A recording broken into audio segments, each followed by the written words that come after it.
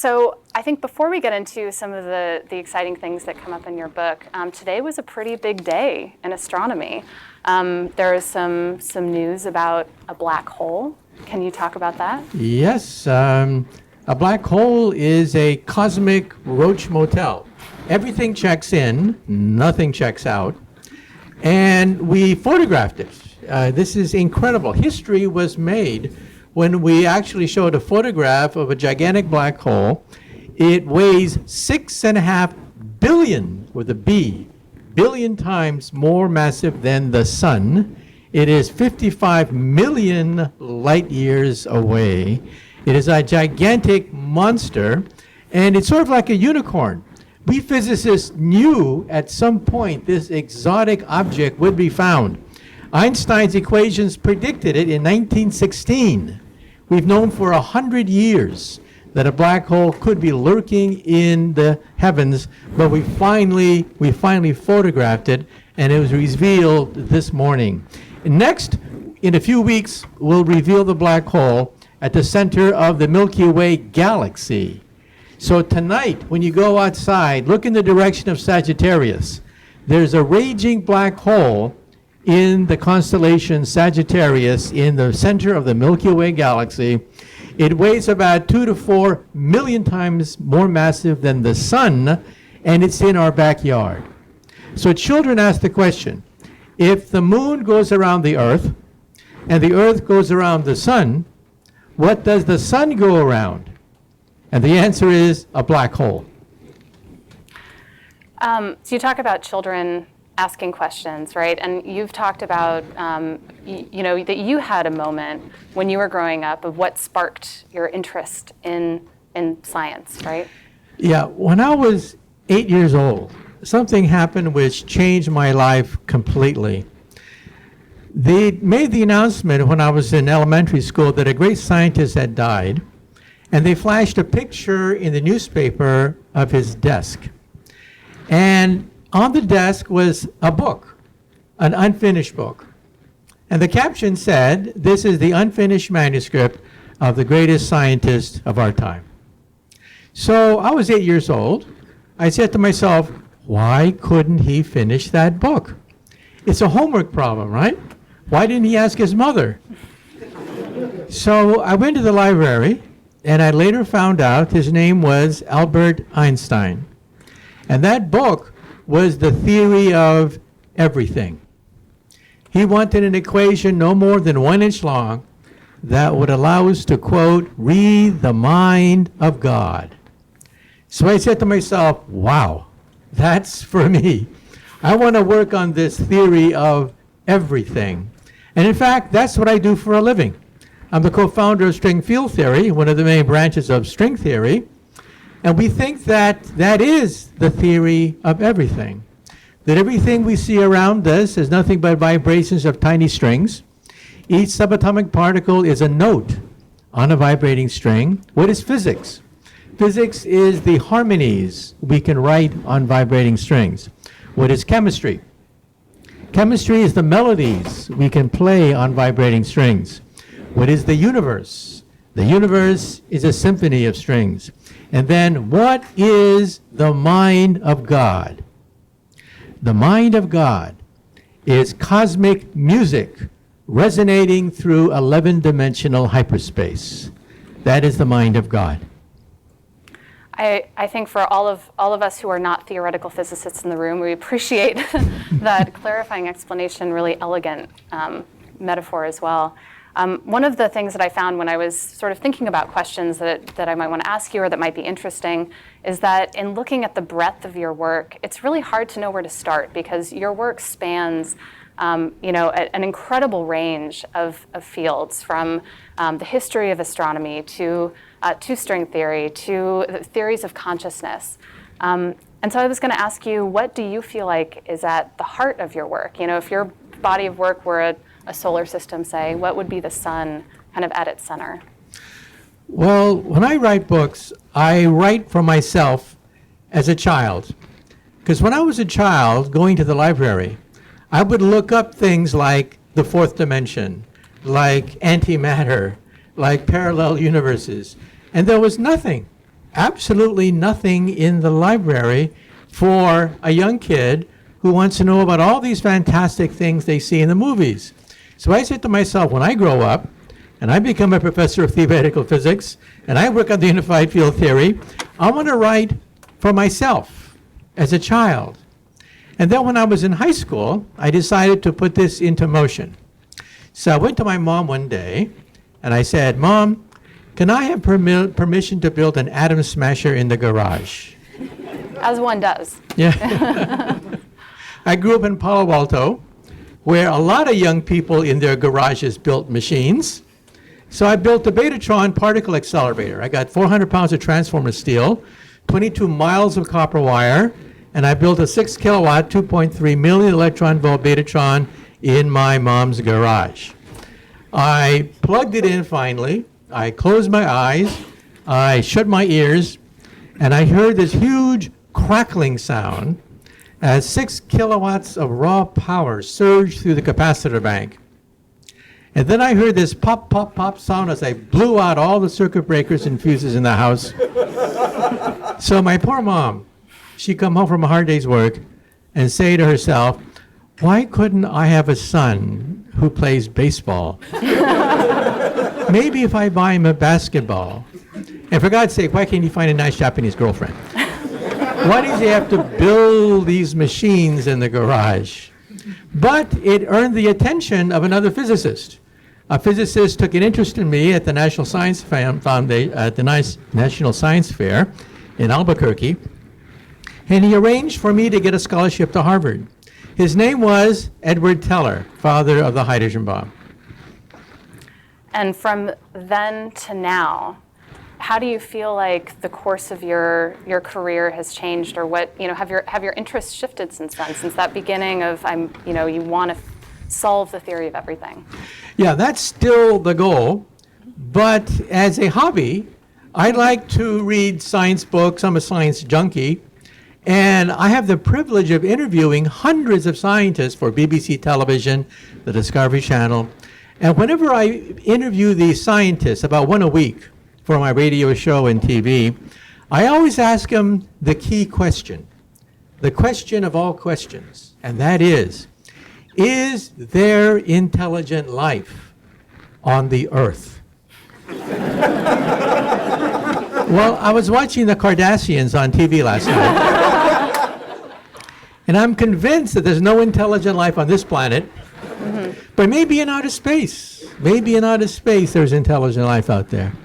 So in your book, you talk about how we might leave the Earth to possibly meet intelligent life elsewhere. And we may have to. The dinosaurs did not have a space program. And that's why they're not here today. That's why there are no dinosaurs in this room, because they didn't have a space program.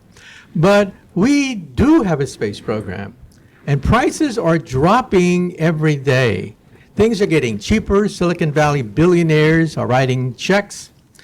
And for example, how many people in this room have seen the movie The Martian? Raise your hand, with Matt Damon. Whoa. That movie cost $100 million.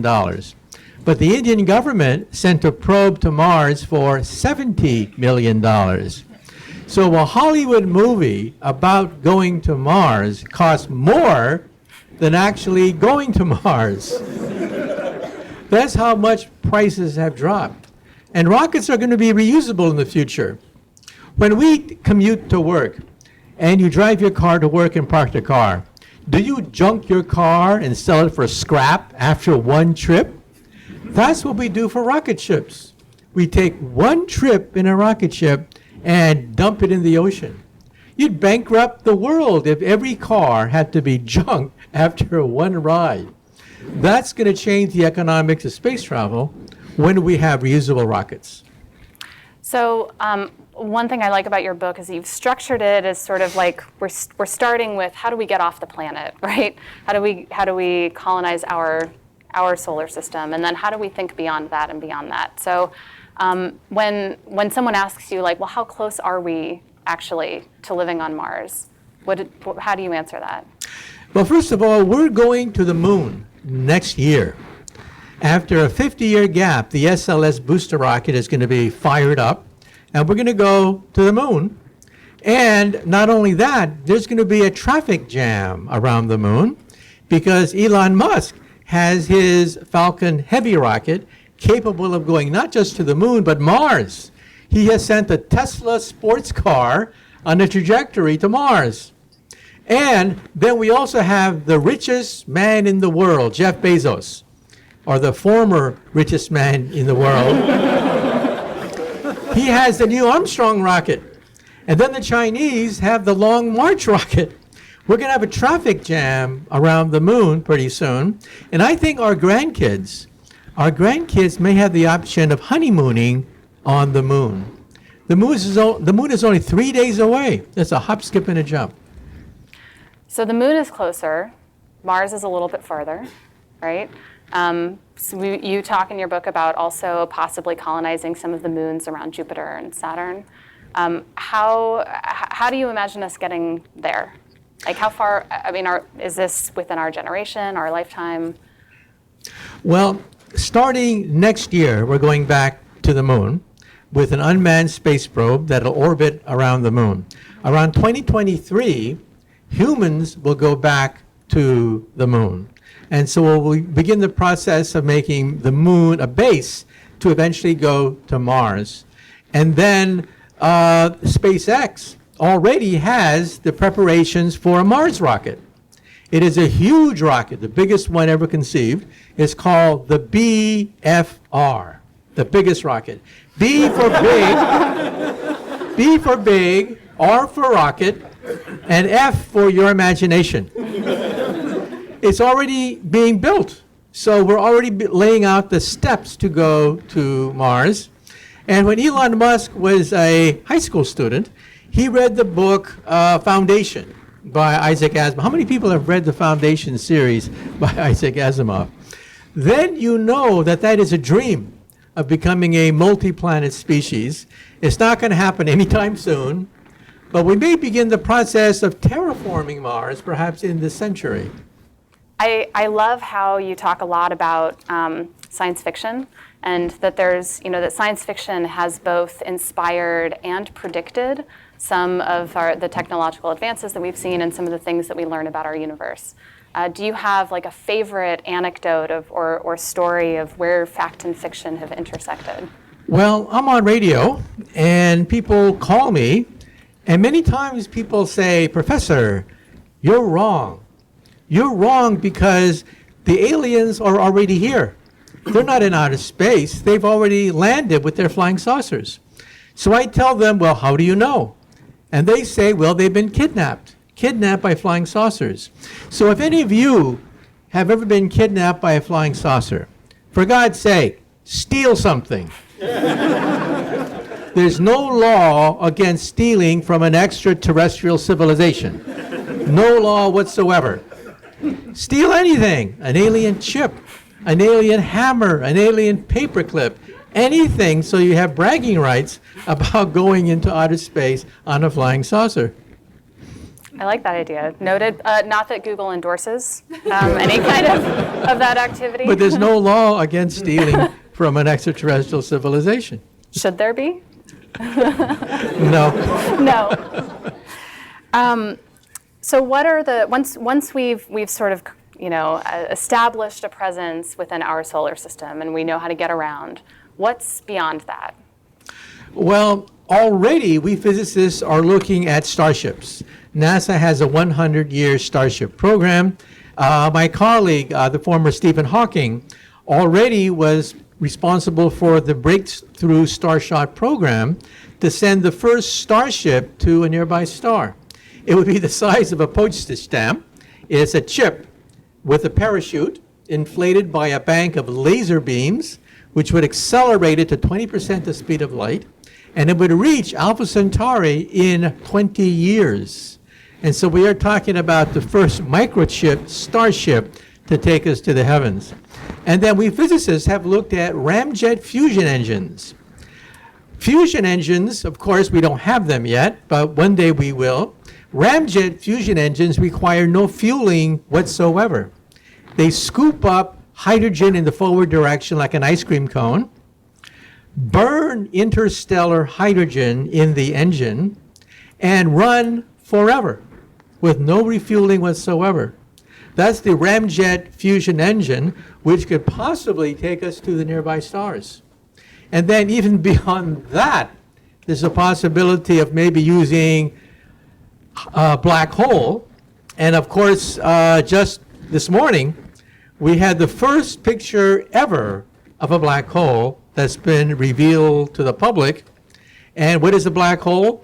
A black hole is a cosmic roach motel. Everything checks in, nothing checks out. And we photographed it. And there's a controversy as to what's on the other side of the black hole. Some people say nothing. Things just fall in, and that's the end of the story. But if you look at the mathematics, we have an exact solution of Einstein's equation given by Roy Kerr in 1963 of a rotating black hole. A rotating black hole does not collapse to a dot. That's the old-fashioned thinking. It collapses to a ring of neutrons. And if you fall through the ring of neutrons vertically, you wind up in Wonderland. You wind up on the other side of forever.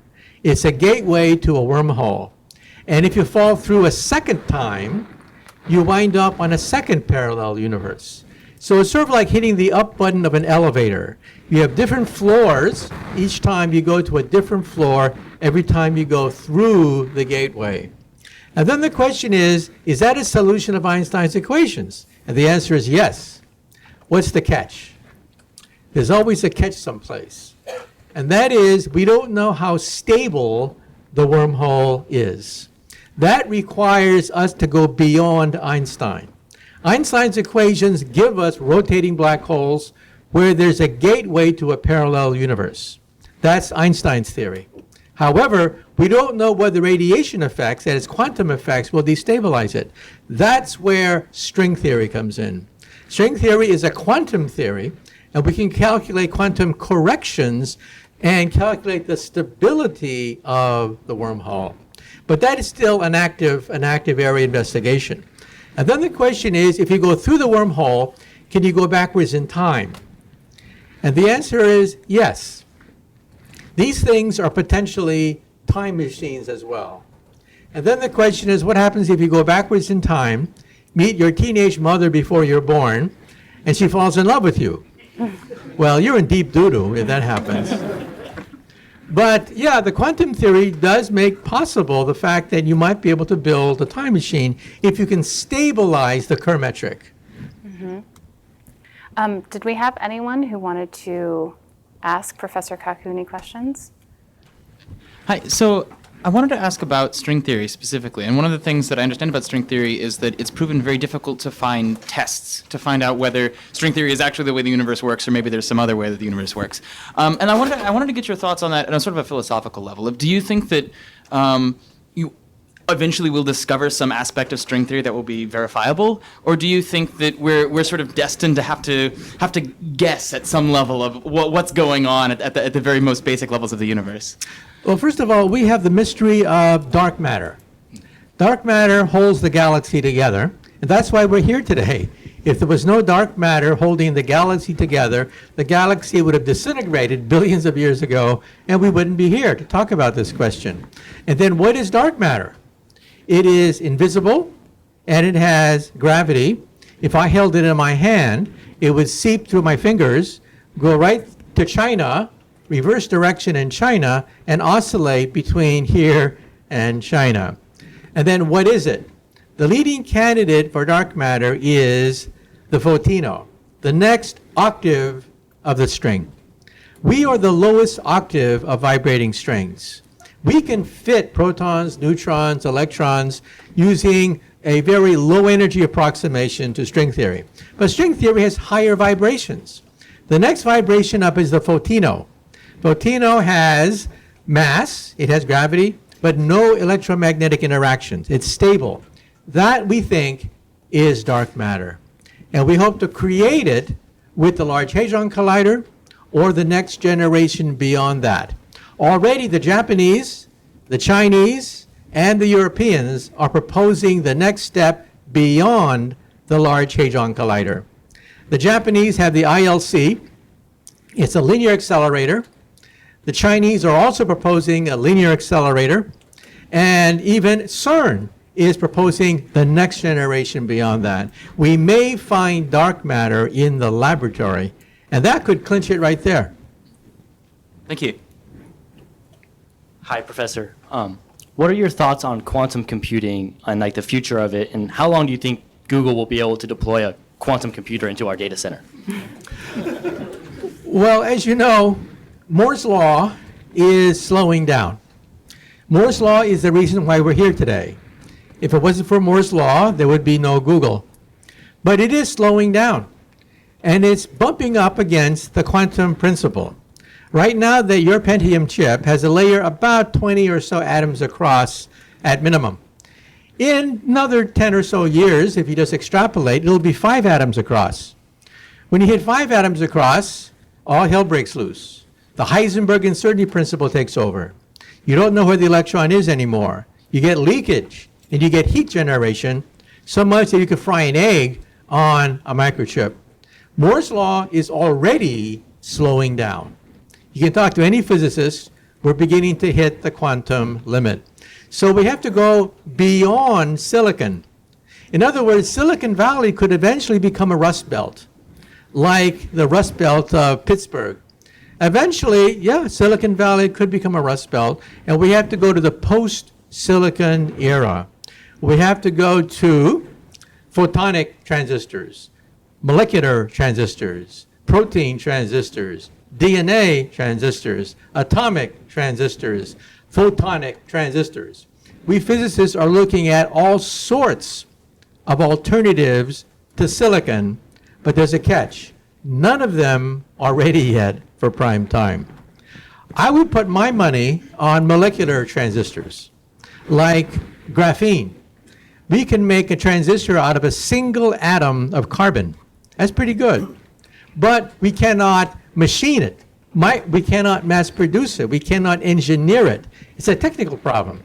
Quantum computers are even worse because of the decoherence problem.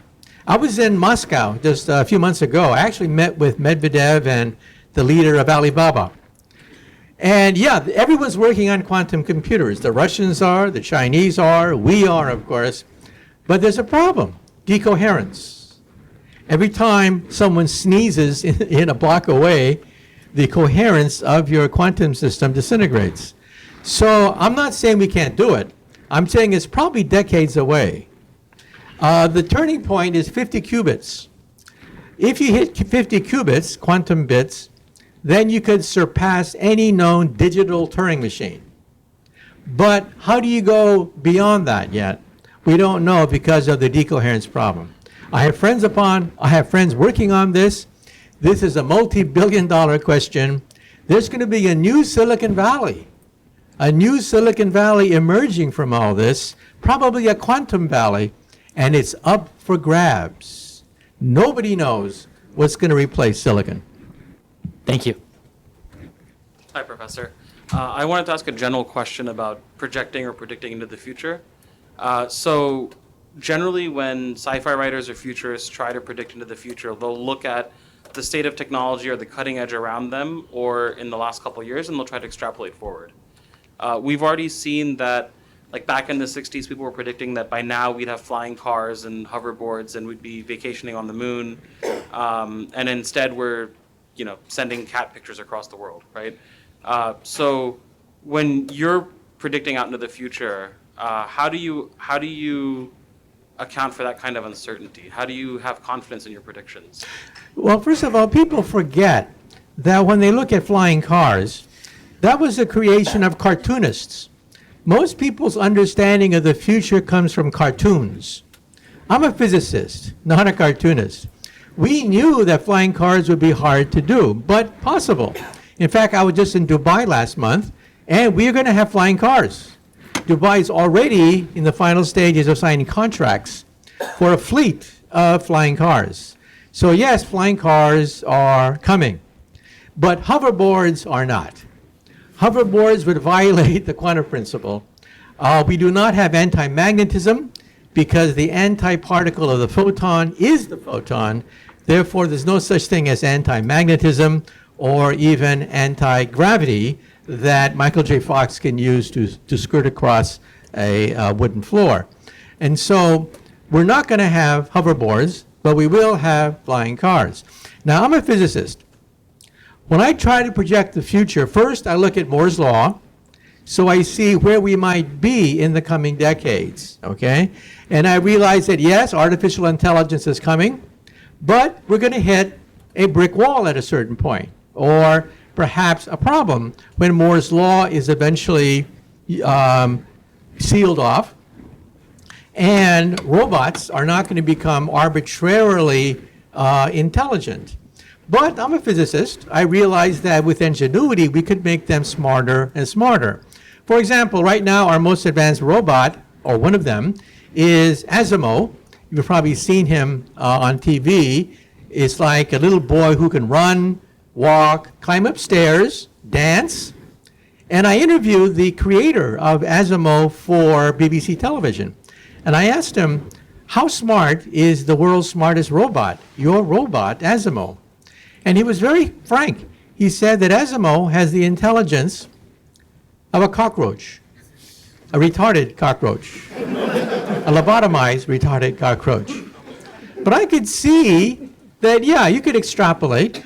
Eventually, they'll be as smart as a mouse, then as smart as a rat, then as smart as a rabbit, then as smart as a dog and a cat, and then maybe as smart as a monkey. Now, at that point, like in science fiction, I think they could be dangerous. I think Elon Musk is right, but in another 100 years, because monkeys are self-aware. They know they're monkeys. They're potentially dangerous. But dogs are confused. Dogs think that we are a dog. We're the top dog. And that's why they slobber all over us. They haven't quite figured it out yet, that we're not really dogs. But monkeys, they have self-awareness. So how long will it take before we get robots with self-awareness? I think maybe by the end of the century. At that point, I think we should put a chip in their brain to shut them off if they have murderous thoughts. But again, going to the next century, in the 22nd century now, robots will become self-aware and they'll remove the chip in their brain. Then what do we do when there are no more fail-safe systems? At that point, I think we only have one alternative. In the 22nd century, I think we should merge with them. Why not become Superman or Superwoman? Why not rule the universe by merging with our creations? That's not going to happen anytime soon, but I'm just simply projecting Moore's law, projecting known physics into the next 200 years. Okay, thank you very much. Thank you, Professor Kaku. And I have to say that I'm a big fan of you, and I've read many of your previous books. I'm looking forward to reading this one. And based on my previous readings, and you believe that we humans have a very bright future. With the advancement of technology, we'll gradually conquer solar system and Milky Way and beyond. But there's the other stream of theories, like they are really pessimistic on our human future. Like for example, the giant filter theory. The great filter theory. Basically, they say that any advanced civilizations will, as they develop, will sooner or later encounter some very big obstacles. They call it filters, be it like meteorites or the nuclear war or the advance of the double-ended sword, the technology. So, what's your take on this? Can we humans really avoid this to happen? Can we humans do what? Do you understand? Yeah, so I think the question, and correct me if I get it wrong, but I think it's about, that you have a really optimistic view of the future. But there are, parties who don't have such an optimistic view that believe that we'll succumb to some great catastrophe. Is that kind of the gist so of it? The great filter theory. They say, Okay, well, let's take a look at the long view. I'm a physicist, and we like to quantify things, dangers as well as progress, on the basis of two things, information and energy. That's how we parameterize the future. When you parameterize the future in terms of energy, we rank civilizations by type 1, type 2, type 3. A type 1 civilization is planetary. They control the weather. They control the oceans, volcanoes, earthquakes. Planetary civilization controls planetary energy. Eventually, they exhaust the power of planet and begin to play with stars. They create Dyson spheres. They colonize our solar system. That's type 2. For example, Star Trek. Star Trek would be a typical type 2 civilization. Then there's type 3. Type 3 is galactic. They roam the galactic space lane. They play with black holes. And Star Wars would be a typical type 3 civilization. And then, by the way, I was giving this talk in London once, and a little boy comes up to me, 10-year-old boy. And the boy says, "Professor, you're wrong. You're totally wrong. There's type 4. And I was kind of tempted to say to the kid, "Shut up, kid." I was polite. I said, "Look, there are planets, stars, and galaxies. That's all there are. There's no type 4. And he insisted, "No, Professor, there's type 4. The power of the continuum." Now, who's a Star Trek fan here? What is the only type 4 civilization on network television? The Q. That energy is dark energy. There is an energy source even bigger than galactic. And dark energy is the energy of the Big Bang. It's the anti-gravitational force that's creating the expanding universe. So then the question is, where are we on this scale of energy? Are we type 1 that play with the weather? Are we type 2 that play with stars? Are we type 3 that play with black holes? No, we're type 0. We get our energy from dead plants. But we can calculate when we will become type 1. And the answer is in 100 years. Around 2100, we will become planetary. And we see that everywhere. What is the internet? The internet is the first type 1 telephone system, the first type 1 technology to fall into the 21st century. That is what the internet is. What language will the type 1 civilization speak? Well, already on the internet, English and Mandarin Chinese are the two number 1, number 2 languages. We see the beginning of a type 1 economy with the European Union. We see the beginning of a type 1 sports with soccer and the Olympics. We see the beginning of a type 1 fashion with Chanel and Gucci. We see the beginning of a type 1 culture spreading throughout the planet. But, as you pointed out, there are dangerous things facing us. A type 2 civilization is immortal. Nothing known to science can kill a type 2 civilization. Asteroids can be deflected. The weather can be altered, so global warming is not a problem. Type 2 civilizations are immortal. The danger is type 0 to type 1.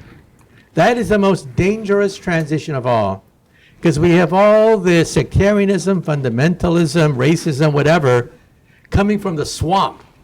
We just emerged from the swamp, and we're reaching for type 1. Every time I read the newspaper, I see the birth pangs of a type 1 civilization. All the headlines, all the controversies I see are the birth pangs of the birth of a planetary civilization, and it's not guaranteed we're going to make it. I think we will, but there's no guarantee. Thank you. Very inspiring. Hi, Professor. Thanks for coming to talk to us today. There's a book series called The ThreeBody Problem that I'm not sure you're familiar with. It basically presents humanity's first encounter with extraterrestrials and sort of the intergalactic diplomacy that the book sort of advocates for is this preemptive strike that says that the only way to stay safe in our universe is as soon as we identify other intelligent life, you have to destroy it right away. I was wondering if you would agree with that and how you would recommend we navigate these intergalactic relationships potentially in the future. Well, if you're walking down a country road and you bump into an anthill, do you go down to the ants and say, "I bring you trinkets, I bring you beads, I give you nuclear energy, take me to your ant queen"? Or do you have this politically incorrect urge to step on a few of them And then the ants, do they have the idea that they can launch a preemptive strike against humans by flinging their weapons, little kernels of rice, at us? So, like I said, if they can reach us from outer space, they're probably type 2, or more than likely type 3. At that point, they already have mastered starships. Type 3, you can access the Planck energy. The Planck energy is the energy at which space and time become unstable. In other words, wormholes become possible for a type 3 civilization. You take out a calculator and calculate. Growing at 3% per year, a modest growth in energy, how long before we become type 3? In 100 years, we'll be type 1. In a few thousand years, we'll be type 2. In about 100,000 years, we'll be type 3. And 100,000 years is nothing on a cosmic scale. By the time you're type 3, you have access to the Planck energy. Space and time become unstable. Bubbles begin to form. You can heat up space so that bubbles begin to form. These bubbles are gateways to other universes. And you're going to have a preemptive strike against these people? I don't think so. Now, are they going to be dangerous? Well, I think we have not too much to fear from them, because what do they want? Do they want to plunder our resources? There are lots of dead planets out there, like Mars, that they can plunder at will. So I think that there's really no reason for them to plunder the Earth, because there's plenty of uninhabited planets out there to plunder. And for the most part, what do we have to offer them? If you're going to a forest and you meet the deer and the squirrels, do you talk to the squirrels? Initially, yeah. Good boy. Yes, you talk to the squirrels, but then you lose interest because they don't talk back to you. And even if they did talk back to you, do they have a preemptive strike by throwing acorns at you? So I think that on that scale, if they can reach us from another star, they're already type 2, or more than likely type 3. Thank you very much. Do you think we will ever leave Earth forever? I think at some point we may have to leave the Earth forever. In 5 billion years, the sun will expand, the mountains will melt, the oceans will boil, the sky will be on fire, and we will have the last nice day. We have to. 5 billion years from now, it's the law of physics. Physics is a death warrant for intelligent life. And in fact, 99.9% of all life forms go extinct. How do we prove that? Just dig right under your feet. Right under your feet are the bones. The bones of 99.9% of all species that have ever existed on the planet Earth. Extinction is the norm for life. We forget that. Extinction is the norm. We have a brain. We can control our destiny, but most animals cannot. And so we forget the fact that extinction is the norm. So it's not a question of if, it's a question of when we leave the planet Earth. There's no choice. It's a law of physics. Thank you. Thank you all so much for coming. That's the end of our talk, and we're so grateful to have had you here. Thank you so much. Okay, my pleasure. All right.